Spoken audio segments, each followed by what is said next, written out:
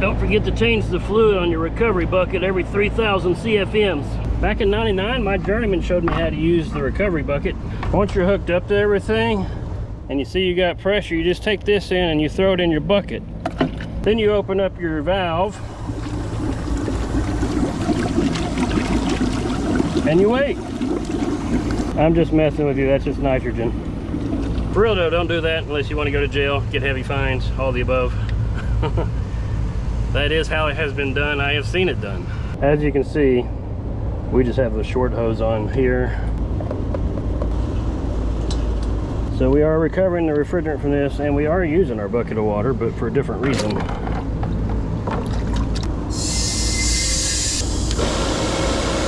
Well, water alone wasn't doing it today, so we went and got some ice, added to her. It's hot. While we're recovering, I don't know if that was in frame, but we unwired these. Unplug these. Flip this crankcase heater. I like this style. You just flip this around, pull it directly apart. This is why we keep a 1/2 inch deep well and an adapter in our bag.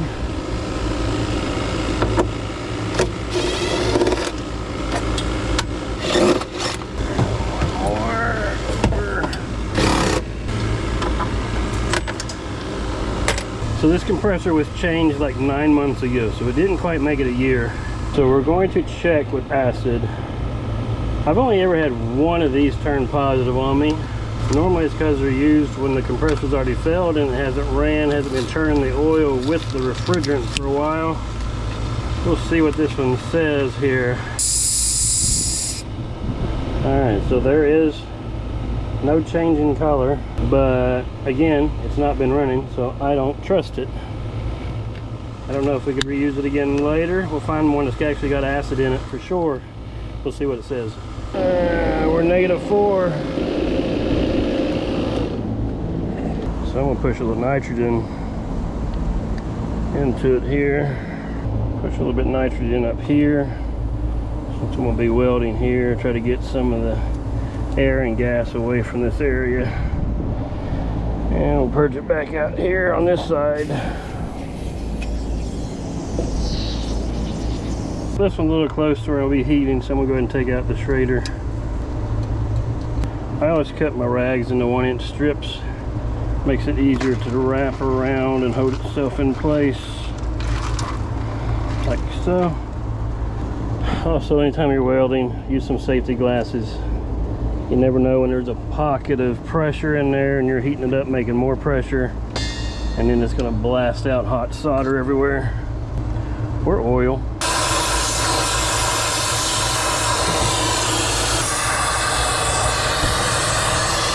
Plug this one and make it a little easier. Crankcase heater started underneath of it.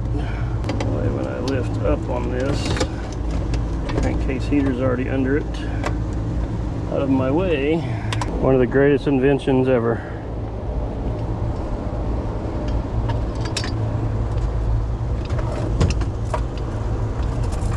We're still caught on.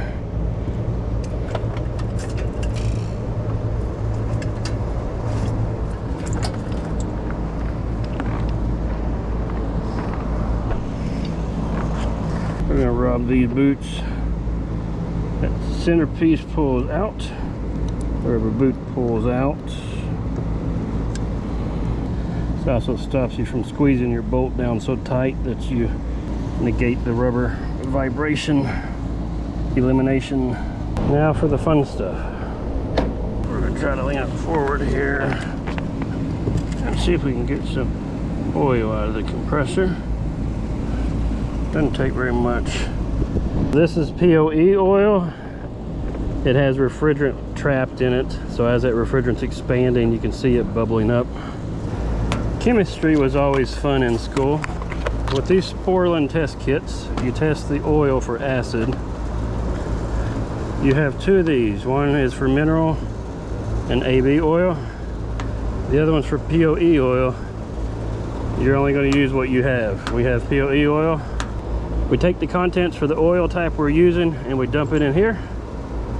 You can see it instantly changes colors. Now you're going to take this and you're going to fill this up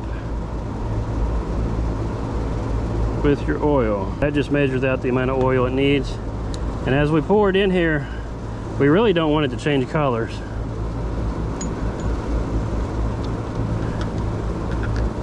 You're supposed to shake it up real quick, but if it was going to change colors, it would have already changed. Now if it would have went red or turned yellow, instant acid.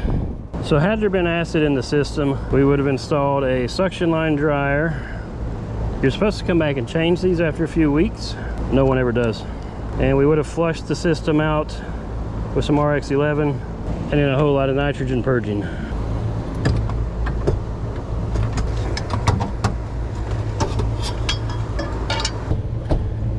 Line back up.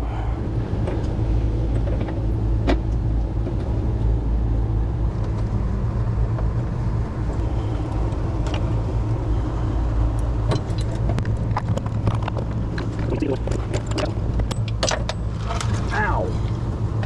You know what? You're the reason the fourth bolt never gets put back in place.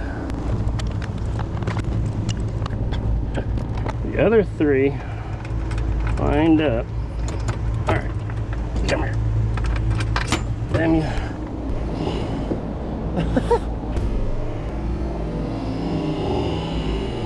That's why you never have a fourth bolt in that back corner.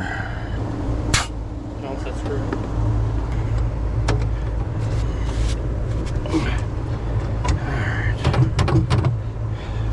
We're gonna lock everything down here. We're gonna push some nitrogen in. Put it through my suction hose, but I've got it hooked on the high side. Let it travel through the whole system. Come back out here. Purge it pretty decent first, and then I want, yeah, where you can barely feel it.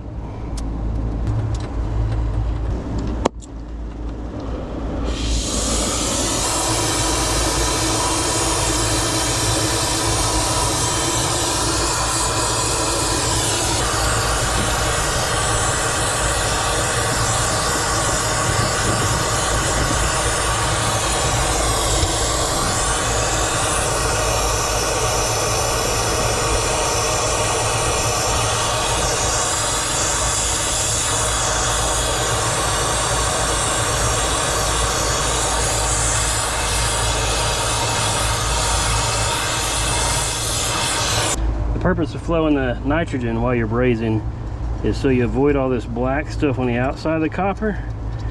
That'll form inside the copper as well, and then the oil and the refrigerant will actually clean that off and let it start going through the system. Clogs up shit. That is cupric oxide. It is an oxidation. So we replace the oxygen with nitrogen so it can't do any oxidation if there's no oxygen. Nitrogen will not react to the air, the refrigerant, oil, copper, anything, even when heat's applied.